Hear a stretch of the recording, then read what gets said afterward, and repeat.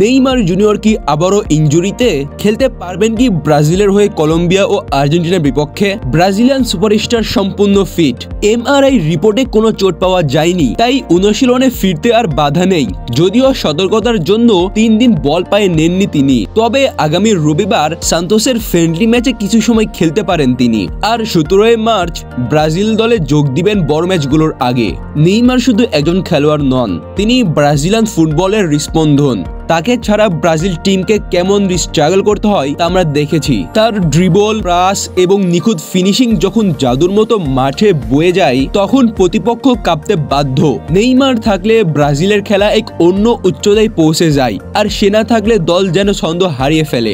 বিশ্ব ফুটবলে অনেক তারকা এসেছে, কিন্তু নেইমারের মতো কেউ নেই যার প্রতিটি ছোঁয়ায় জাদু, প্রতিটি ড্রিবলে শৈল্পিক সৌন্দর্য। এই কারণেই ব্রাজিলের ভক্তরা জানে আর্জেন্টিনা ও কলম্বিয়ার বিপক্ষে ম্যাচে নেইমারের উপস্থিতি মানে প্রতিপক্ষের দুঃস্বপ্ন।